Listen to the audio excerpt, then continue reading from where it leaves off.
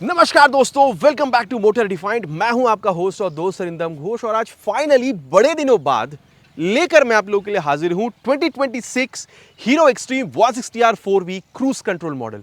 Title thumbnail से आप लोगों ने बिल्कुल समझ लिया है। वीडियो के दौरान मैं आप लोगों के साथ इस बाइक की एक डिटेल राइड रिव्यू शेयर करूंगा, लेकिन सिर्फ राइड एक्सपीरियंस ही नहीं, यहां पर कंपनी ने पिछली मॉडल के मुकाबले क्या क्या नई अपडेट्स पुश करी हैं इसके बारे में बात करेंगे। फीचर स्पेसिफिकेशन, माइलेज और पहले के मुकाबले अभी आप कितनी यहां पर प्राइस पे कर रहे हैं, एवरीथिंग यहां पर डिटेल में डिस्कशन करेंगे और साथ में राइड तो मैं आप लोगों को बताने ही वाला हूं ताकि वीडियो के एंड तक आप लोगों को क्लियर आइडिया मिल जाए कि अगर आप इस बाइक को 160 सीसी में खरीदने का प्लान बना रहे थे, कंपटीशन के साथ अगर आप इस बाइक को कंपेयर भी कर रहे हैं तो कितना सही होगा ये बाइक आप लोगों के लिए खरीदना। और दोस्तों, आगे बढ़ने से पहले very special thanks to GP auto centre Krishnanagar for providing me इस बाइक ताकि मैं आप लोगों तक यहां पर ये रिव्यू पहुंचा सकूं। वेस्ट बंगाल के कृष्णनगर या आसपास के एरिया में अगर आप रहते हैं, कोई भी आप यहां पर हीरो हार्ले की प्रोडक्ट खरीदना चाहते हैं, शोरूम को आप डेफिनेटली कॉन्टैक्ट कर सकते हैं। डिटेल्स ऑलरेडी आप लोगों ने अपने स्क्रीन पर देख लिया। तो चलिए दोस्तों, स्टार्ट करते हैं। दोस्तों, रिव्यू की शुरुआत वॉक अराउंड के साथ करेंगे। सबसे पहले हर वीडियो की तरह जो की है ये आप लोग देख लीजिए। नॉर्मल की आप लोगों को यहाँ पर बिल्कुल मिल रहा है हीरो की ब्रांडिंग के साथ। क्या यहाँ पर वेव की आना चाहिए था, नीचे कमेंट पे लिखकर बताना प्लीज नहीं भूलेगा। और अगर मैं आप लोगों को बताऊं तो पहले आप लोगों को जो मॉडल मिल रहा था एक्सट्रीम 160R 4V में विद यूएसडी, वो मॉडल भी अभी शोरूम पर अवेलेबल मिल जाएगा। 4 से 4,500 रुपए तक अभी यहाँ पर प्राइस इंक्रीज हुआ। एग्जैक्ट प्राइस के बारे में बात करेंगे, लेकिन हाँ, यहाँ पर ये जो 2026 वाली अपडेटेड मॉडल है, क्या क्या चेंजेस आप लोगों को यहाँ पर मिल रहा है इस बारे में यहाँ पर सबसे पहले मैं आपको बताना चाहूंगा। शुरू करेंगे यहाँ पर इसके फ्रंट व्यू के साथ, और फ्रंट व्यू ही कंप्लीटली बदल दिया गया है क्योंकि अगर आप लोग हेडलैम्प देख रहे हैं तो इसको अभी एक्सट्रीम 250R जैसा बना दिया गया है। अब क्योंकि बहुत ज़्यादा धूप है, नज़र डालकर देखिएगा, ये जैसी मैं की यहाँ पर ऑन कर रहा हूँ, देख सकते हैं ये DRL ये आप लोगों को यहाँ पर बिल्कुल जलता हुआ दिख रहा है। और यहाँ पर ऑटोमेटिक हेडलैम्प का जो सेटअप है ये यहाँ पर बिल्कुल ला दिया गया है। अगर मैं यहाँ पर इसकी इग्निशन को ऑन करूँ, आप देख सकते हैं यहाँ पर ये आप लोगों को सेंसर भी मिल रहा है। जैसे मैं सेंसर पे ठका, सेंसर को आप देख सकते हैं जो लाइट ऑटोमेटिक खुद को जला चुकी है, ठीक है। और यहाँ पर आप लोगों को ये प्रोजेक्टर लाइट का जो सेटअप है ये भी आप लोगों को मिल रहा है। तो रात के टाइम पे अगर आप लोग राइड कर रहे हैं तो अगर बहुत ज़्यादा अंधेरा भी है तो भी आप लोग काफ़ी अच्छा खासा लाइट यहाँ पर बिल्कुल एक्सपेक्ट कर सकते हो। आप लोग देख सकते हैं जैसे मैंने हाथ हटाया, अपने आप जो लाइट जो है वो ऑफ हो चुकी है। जब मैंने हाथ रखा, सेंसर को लगा कि अभी अंधेरा है तो उसने लाइट जला दी, और जैसे मैंने हाथ हटाया उजाला मिला तो उसने अपने आप लाइट को बंद भी कर दिया। तो ऑटोमेटिक हेडलैम्प का सेटअप आपको कैसा लगा नीचे कमेंट पर लिखकर बताना नहीं भूलेगा। अगेन कहूँगा एक्सट्रीम 250R से इस चीज़ को लिया गया। बाकी यहाँ पर आप लोगों को ये जो हज़ार्ड लैम्प का सेटअप है ये बिल्कुल मिलेगा LED टर्न इंडिकेटर के साथ। अब इसको यहाँ पर करते हैं बंद। इसके अलावा जो मैं आपको नेक्स्ट चेंज बताना चाहूँगा, पहले आप लोगों को 3 कलर मिला करता था, आप कह सकते हैं यूएसडी मॉडल में, जो कि था केवलर ब्राउन, देन आप लोगों को मैट स्टील ब्लैक मिलता था और आप लोगों को नियॉन शूटिंग स्टार मिलता था। वो 3 कलर अभी भी मिलेगा, लेकिन साथ ही यहाँ पर ये जो मैट शैडो ग्रे कलर है इसको कंपनी ने जोड़ दिया है। और ये कलर पहले भी आप लोगों ने जूम या फिर आप लोगों ने करिश्मा में देखा, आप इसको कॉम्बैट एडिशन भी कह सकते हैं। अब कॉम्बैट एडिशन का यहाँ पर ये जो 3D ब्रांडिंग है ये भी आप लोगों को यहाँ पर बिल्कुल मिलेगा। और आप देख सकते हैं ग्रे कलर में इसको काफ़ी ज़्यादा यहाँ पर रखने की कोशिश करी गई है। और यहाँ पर आप लोगों को गोल्डन कलर में जो यूएसडी ये मिल रहा है, हीरो का आप लोगों को स्टिकरिंग मिल रहा है, एक्सट्रीम जो है आप लोगों को 3D में लिखा हुआ मिल रहा है। आप देख सकते हैं यहाँ पर ट्राई कलर का हल्का सा जो टच है ये भी आप लोगों को यहाँ पर बिल्कुल मिलेगा। आप देख सकते हैं 160R का जो ब्रांडिंग है, ऑयल कूल, यहाँ पर ये सारी स्टिकरिंग में आपको मिल जाएगा। यहाँ पर भी हीरो का जो ब्रांडिंग है स्टिकरिंग वगैरह में आप लोगों को जिस तरीके से जो है बिल्कुल देखने में मिलेगा। और लेफ्ट और राइट साइड में आप लोगों को कलर वेरिएशन आप लोगों को बिल्कुल ही सेम मिलने वाला है। तो ये भी आप लोग एक एज अ चेंज यहाँ पर मानकर चल सकते हैं। और नेक्स्ट जो चेंज मैं आपको बताऊंगा वो है इसकी हैंडल बार और मीटर कंसोल में। यहाँ पर अभी जैसे आप लोगों ने पहले ग्लैमर X125 में देखा था, देन आप लोगों ने एक्सट्रीम 125 में देखा हुआ था कि आप लोगों को ये राइड बाय वायर मिल रहा है, तो यहाँ पर भी कंपनी ने भी राइड बाय वायर ला दिया। साथ ही आप देख सकते हैं यहाँ पर जो क्रूज कंट्रोल है ये भी कंपनी ने ला दिया है। अब इन सारी चीज़ों के बारे में चलाते हुए बात हम लोग आगे राइड के दौरान करेंगे, लेकिन हाँ, एक बार अगर मैं की को यहाँ पर ऑन करूँ तो यहाँ पर 3 मोड, जैसे आप लोगों ने, जैसे मैं अभी कह रहा था एक्सट्रीम 125R या फिर आप कह सकते हैं आप लोगों ने ग्लैमर में देखा था, 3 मोड यहाँ पर भी कंपनी ने ला दिया है। जैसे अभी आप स्पोर्ट मोड में देख रहे हैं, इस मोड का अगर आप लोग इस्तेमाल करते हैं तो आपको रेन मोड मिल जाएगा, और आप लोगों को यहाँ पर जो रोड मोड है ये भी आप लोगों को मिल जाता है। तो यहाँ पर टोटल 3 मोड आप लोगों को मिल रहा है, ठीक है। और मोड के हिसाब से क्या आप लोगों को यहाँ पर एक्सेलरेशन वगैरह में कोई चेंज मिलता है या नहीं, इसके बारे में आगे हम लोग चलाते हुए बात बिल्कुल करेंगे। और इसके अलावा अगर आप लोग देख रहे हैं तो इसको अगर मैं एक बार ऑफ करके ऑन करूँ तो ये देखिए चैलेंज द एक्सट्रीम यहाँ पर ये बिल्कुल लिख कर आती है। इसके अलावा आप लोग यहाँ पर पूरी तरीके से एक बार ये स्वाइप लेती हुई दिखेगी, जहाँ पर आप लोग को टैकोमीटर दिख रहा है, स्पीडोमीटर दिख रहा है, गियर पोजिशन सेंसर कौन सी मोड पर है, आप लोग को ओडोमीटर जो है ये भी आप लोगों को दिख जाएगा। साथ ही अगर आप लोग यहाँ पर इस बटन का इस्तेमाल करते हैं तो यहाँ पर आप लोग को ओडोमीटर ट्रिप ए में कितनी डिस्टेंस चली हुई है, टाइम कितनी यहाँ पर ली हुई है, और यहाँ पर एवरेज फ्यूल इकोनॉमी जो वो भी आपको बताती है। ट्रिप बी की भी सेम डिस्टेंस, टाइम और एवरेज फ्यूल इकोनॉमी बता देगी। टाइम बाकी आप लोगों को यहाँ पर ये बिल्कुल बताती है। साथ ही अगर आप लोग देख रहे हैं 0 to 60 कितने सेकंड में अचीव हुई है, ठीक है, कितने सेकंड में माइल जा रही है, रियल टाइम माइलेज इंडिकेटर जो ये भी आप लोगों को यहाँ पर बिल्कुल मिल जाएगा। और नॉर्मल एवरेज फ्यूल इकोनॉमी जो है ये भी आप लोगों को यहाँ पर बता देती है। और डिस्टेंस टू एम्प्टी रेंज यहाँ पर ये भी आपको बता रही है, और कितने किलोमीटर्स में सर्विस ड्यू है ये भी आप लोगों को यहाँ पर बताएगी। डेट अगर आप चाहें तो वो भी आप देख सकते हैं। क्लॉक अगर आप चाहें तो यहाँ पर भी आके आप सेट कर सकते हैं, और सेट करने के लिए आप लोगों को यहाँ पर ये वाला बटन बिल्कुल मिल रहा है। साथ ही आप देख सकते हैं high beam low beam password का जो स्विच है ये आप लोगों को यहाँ पर बिल्कुल मिलेगा। टर्न सिग्नल और हॉर्न ठीक ठाक है, बहुत ज़्यादा लाउड नहीं कहूँगा। आप लोगों को हज़ार्ड लैम्प का switch, kill switch, start switch आप लोगों को एक साथ मिल जाएगा। यहाँ पर ये आप कह सकते हैं जो क्रूज कंट्रोल है ये मैंने ऑलरेडी आपको बताया, जो आगे हम लोग टेस्ट बिल्कुल करेंगे। और साथ ही अगर आप लोग देख रहे हैं तो यहाँ पर आप लोगों को नॉर्मली जो मोबाइल चार्जिंग पोर्ट है ये भी आप लोगों को यहाँ पर बिल्कुल मिल जाता है। तो ये सारा जो चेंजेस है दोस्तों ये आप लोगों को यहाँ पर बिल्कुल मिल रहा है।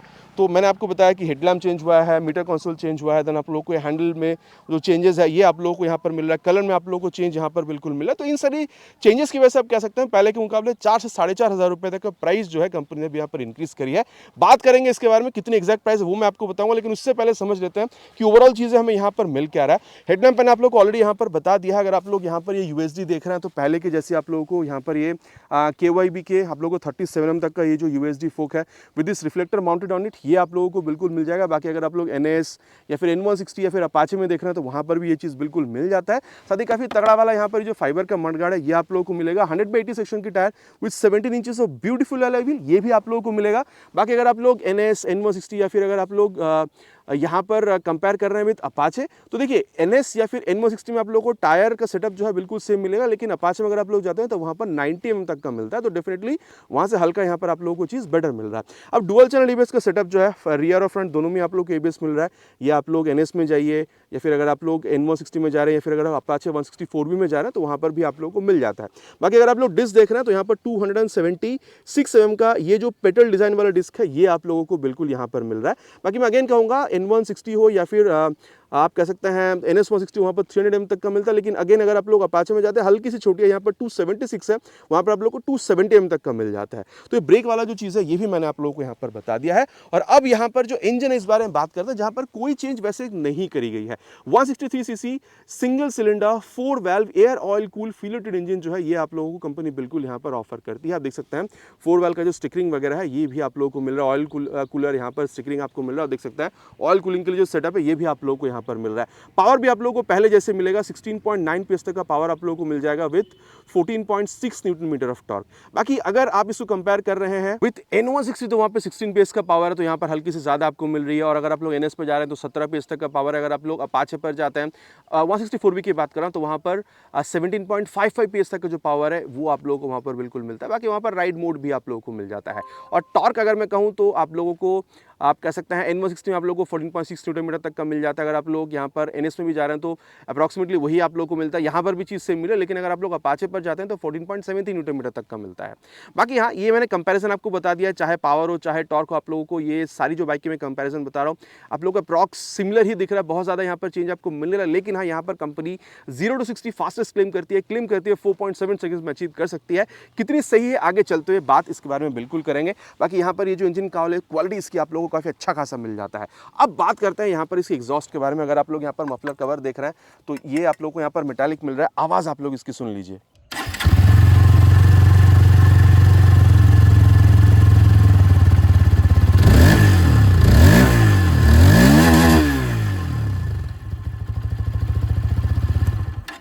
कैसी लगी आप लोगों को साउंड नीचे प्लीज़ कमेंट पर लिखकर बिल्कुल बताइएगा। बाकी एक बार दोबारा मैं जो की है इसको ऑन करता हूं ताकि मैं आप लोगों को बता सकूं। टेल लैम्प तो आप लोगों ने पहले भी देखा था कि चेंज कर चुकी थी कंपनी, और यहाँ पर आप लोगों को पहले जैसे अभी भी जो आप कह सकते हैं पैनिक ब्रेक अलर्ट है वो आप लोगों को यहाँ पर बिल्कुल मिलेगा। फ्रंट की तरह रियर में भी आप लोग को LED टर्न इंडिकेटर का जो सेटअप है हज़ार्ड लैम्प के सेटअप के साथ ये आप लोगों को बिल्कुल मिलेगा। नंबर प्लेट लगाने की जगह आप लोगों को ये मडगार्ड वगैरह यहाँ पर मिल रहा है। टायर पहली जैसी आप लोगों को मिल रहा है 130/70 सेक्शन तक का tyre with 17 inches of beautiful alloy wheel.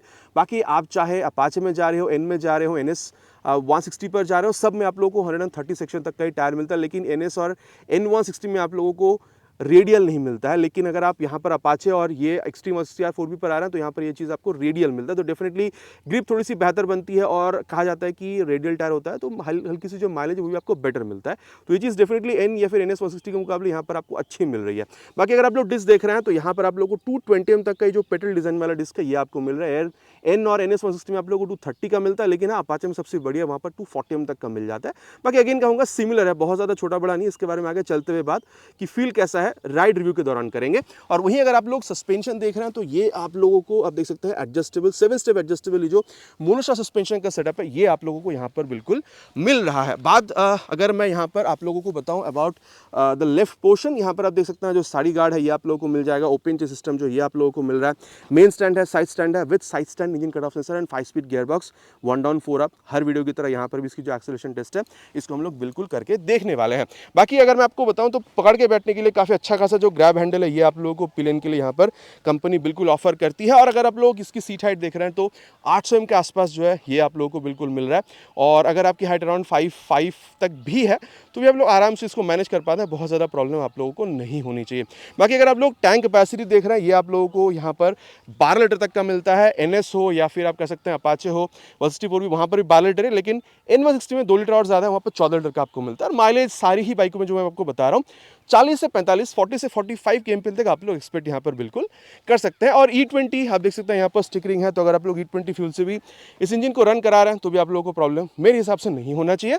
Ground clearance 165 mm की ही है। यहाँ पर आप लोग NS और N160 में भी अप्रॉक्सीमेटली आप लोगों को सिमिलर मिलता है, लेकिन अपाचे में सबसे ज़्यादा है, वहाँ पर 180 mm तक का ग्राउंड क्लियरेंस आपको मिलता है। और साथ ही अगर कर्व वेट में आप लोगों को बताऊँ तो पहले जैसे ही यहाँ पर आप लोगों को मिल जाएगा 147.5 किलोग्राम। अगर आप लोग यहाँ पर अपाचे देखते हैं तो 146 किलोग्राम के आसपास आप लोगों को मिल जाता है। और अगर आप लोग N160 में देखते हैं, NS 160 में देखते हैं 152-153 किलोग्राम का आपको मिलता है, तो वहाँ से यहाँ पर आपको चीज़ कम ही देखने में मिल रहा है। मैं सारी आप लोगों को जो कंपैरिजन है साथ ही में बताता हुआ जा रहा हूँ। बाकी यहाँ पर आप लोगों को जो हैंडल बार और मीटर कंसोल इसके बारे में मैंने आपको बताया। और यहाँ पर अगर आप लोग मिरर देख रहे हैं तो कितना अच्छा खासा रियर व्यू देती है, इसके बारे में आगे चलते हुए बात करेंगे।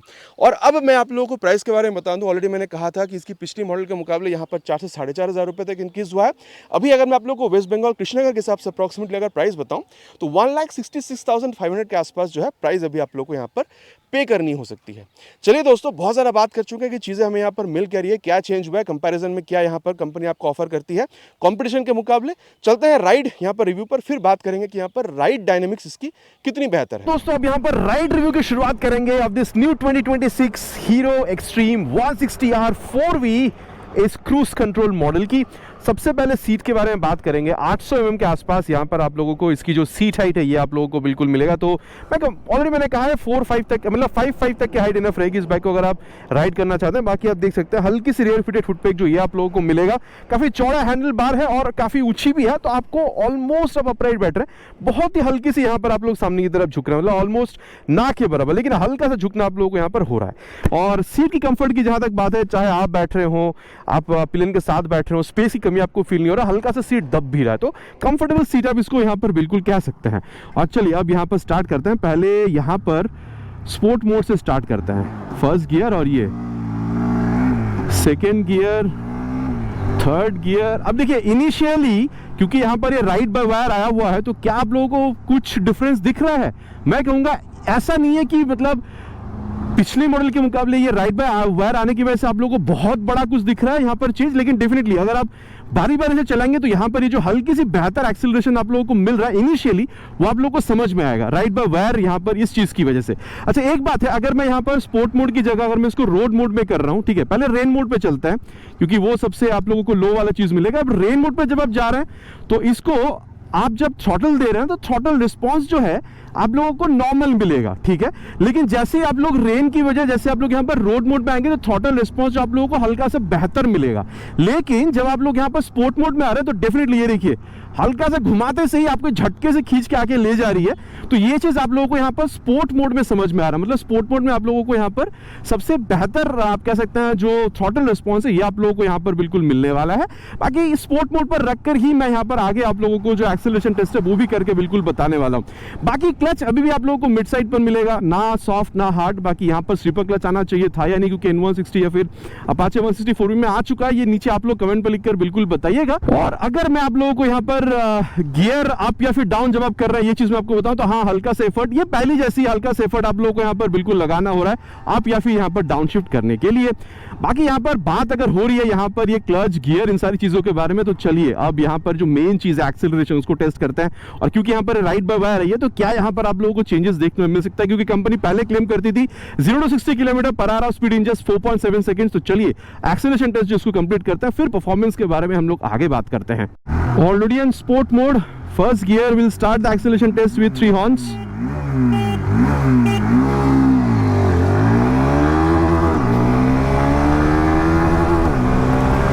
$60 crossed,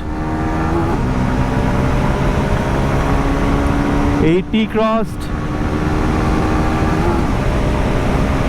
100 crossed। बाकी देखिए दोस्तों, सबसे पहली बात जो मैं आप लोगों को बताना चाहूँगा वो है अबाउट वाइब्रेशन। यहाँ पर मुझे बहुत ज़्यादा वाइब्रेशन फील हो नहीं रहा। मतलब मैंने आपको 100 तक भी खींचकर बताया था, उस ऊपर भी मैं गया। 85 के बाद आपको बस थोड़ा सा फील होगा फुट पेग्स पर या फिर हैंडल बार पर, बट वो भी बहुत ज़्यादा नहीं है। ऐसा नहीं कि उस वजह से आप बाइक को नहीं खरीदेंगे, तो वैसा वाला फील आपको यहाँ हो नहीं रहा है। लेकिन हाँ, अगर आप स्टेबिलिटी देख रहे हैं तो ये आपको काफ़ी अच्छा खासा स्टेबिलिटी बिल्कुल प्रोवाइड कर रही है। कोई प्रॉब्लम आपको इसमें तो नहीं होना चाहिए। और हाँ, इनिशियल एक्सीलरेशन डेफिनेटली आप लोगों को इसकी पिछली वाली मॉडल के मुकाबले यहाँ पर आप लोगों को बेहतर मिल रहा है। लेकिन अब पहले आप लोगों को 130-131 के आसपास आप लोगों को लिमिटर मिल जाता था टॉप स्पीड पर। अभी तो मैंने वो चेक नहीं किया है, लेकिन अगर टॉप स्पीड अगर वो लिमिटर नहीं है तो शायद आप लोगों को ये और बेहतर टॉप स्पीड निकाल कर दे सकती है। हाँ, अगेन कहूंगा, मैंने वो अभी तक स्पीड चेक नहीं करी है, लेकिन इनिशियली आप लोगों को बेहतर स्पीड बिल्कुल मिलेगा। 0 to 40, 50, 60 जब आप देख रहे हैं तो कितने सेकंड में 0 to 60 अचीव कर रही है वो आप लोगों ने ऑलरेडी अभी स्क्रीन पर यहाँ पर देख लिया है। और मैं कहूँगा स्टेबिलिटी में प्रॉब्लम नहीं है। और जहाँ तक बात है इस तरीके से हाईवे पे क्रूज करने के लिए कंफर्टेबल क्रूजिंग स्पीड कितना हो सकता है, मैं कहूँगा आप लोग आराम से इसको 100 के आसपास कंफर्टेबल क्रूजिंग स्पीड मानकर चल सकते हैं, जहाँ पर बहुत ज़्यादा वाइब्रेशन भी नहीं है और स्टेबिलिटी का प्रॉब्लम आप लोगों को टॉप स्पीड पर जाने से भी होता नहीं है।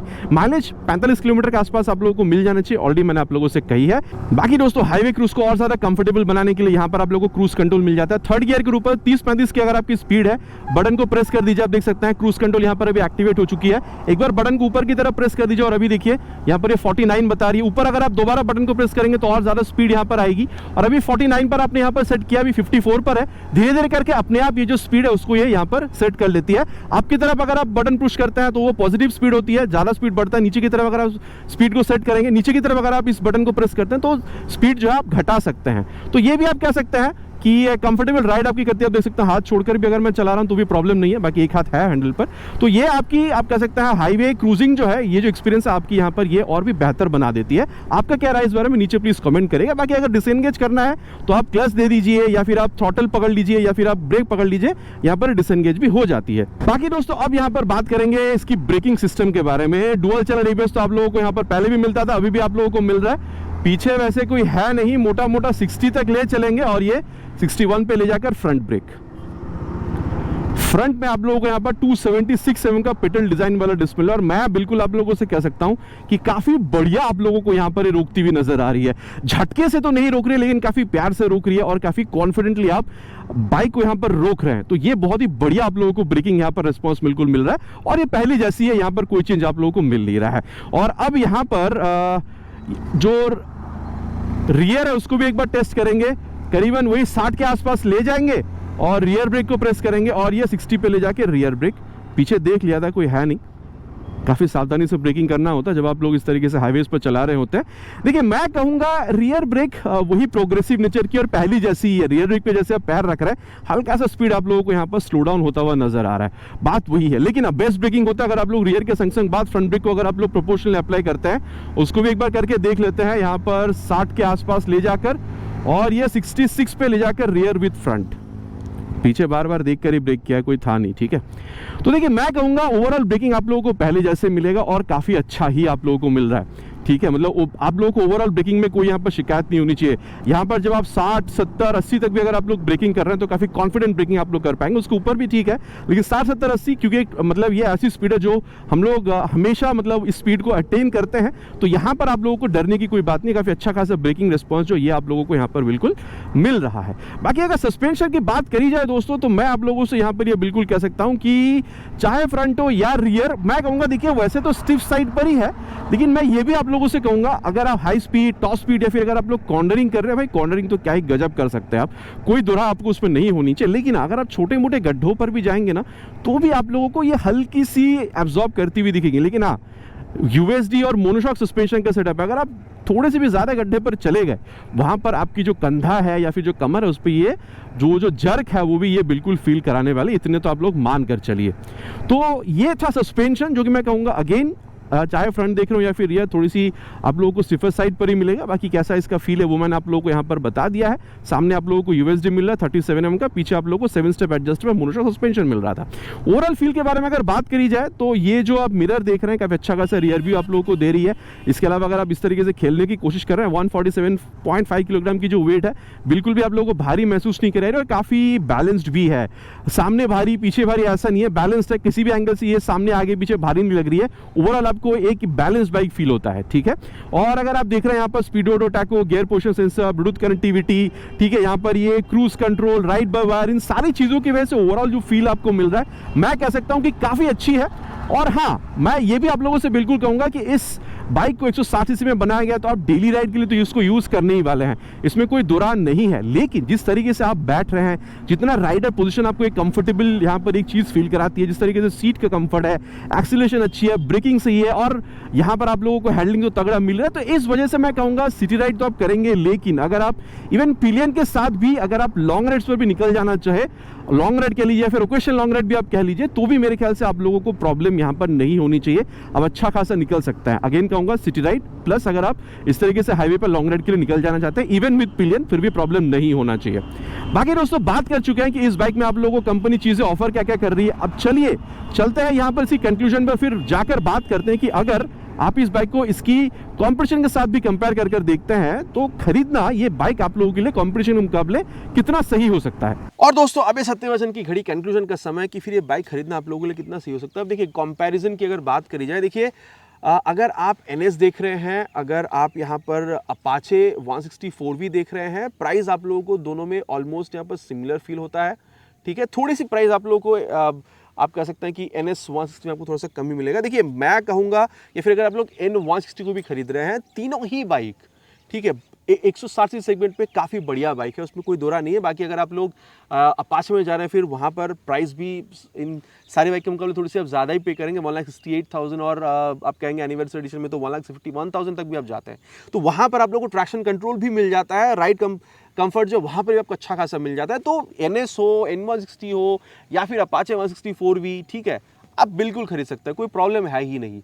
वो तीनों बाइक भी काफ़ी बढ़िया है। लेकिन जब आप यहाँ पर आ रहे हैं, आपको स्पोर्टी लुकिंग बाइक चाहिए, आपको अच्छा खासा माइलेज, बेस्ट आपको एक्सेलरेशन चाहिए, आपको अच्छा हैंडलिंग चाहिए और आप फीचर ज़्यादा चाह रहे हैं। आप चाह रहे हैं आप लोगों को यहाँ पर ये ऑटोमेटिक लाइट मिल जाए ताकि आपको कोई प्रॉब्लम भी ना हो लाइट की वजह से। आप चाहते हैं कि आप सिटी राइड तो करेंगे लेकिन साथ ही आप पिलियन के साथ लॉन्ग राइड्स पर भी निकल जाना चाहते हैं, जिस वजह से आप फटीग को कम करना चाहते हैं। आपको यहाँ पर राइड बाय वायर मिल जा रहा है, साथ ही आप लोगों को यहाँ पर क्रूज कंट्रोल भी मिल जा रहा है, आपकी राइड को ज़्यादा कॉम्प्लीमेंट करने के लिए आप कह सकते हैं। अगर आप लॉन्ग राइड्स पर, हाईवेज पर आप लोग निकल जाना चाहते हैं, इन सारी चीज़ों की वजह से मैं कहूँगा अगर आपकी बजट अराउंड 1,65,000 के आसपास है तो आप लोगों के लिए यहाँ पर एक्सट्रीम 160 R4 भी नहीं, ये जो क्रूज कंट्रोल वाली मॉडल है ये भी एक बहुत बेहतरीन बाइक रह सकता है। बाकी अब आप लोग क्या समझ रहे हैं आफ्टर दिस रिव्यू, क्या आप यहाँ पर एक्सट्रीम खरीदना पसंद करेंगे या फिर NS 160 या फिर अपाचे 164 भी खरीदना पसंद करेंगे? नीचे कमेंट पे लिखकर बताना प्लीज़ नहीं भूलेगा, इट्स माय रिक्वेस्ट। आशा करता हूँ वीडियो आप लोगों को पसंद आई होगी। पसंद आई है तो प्लीज़ वीडियो में एक लाइक, और चैनल पर पहली बार आ रहे हैं, वीडियो अगर आपको पसंद आई है तो प्लीज़ चैनल को फॉलो या फिर यहाँ पर सब्सक्राइब करके बेल बटन कॉल पे हिट करना नहीं भूलेगा, इट्स माय रिक्वेस्ट। आशा करता हूँ वीडियो आपको पसंद आई है। बहुत जल्द मिलेंगे चैनल पर इसी तरीके से नया वीडियो में बाइक का स्कूटर के साथ। Till then ride safe and जय हिंद।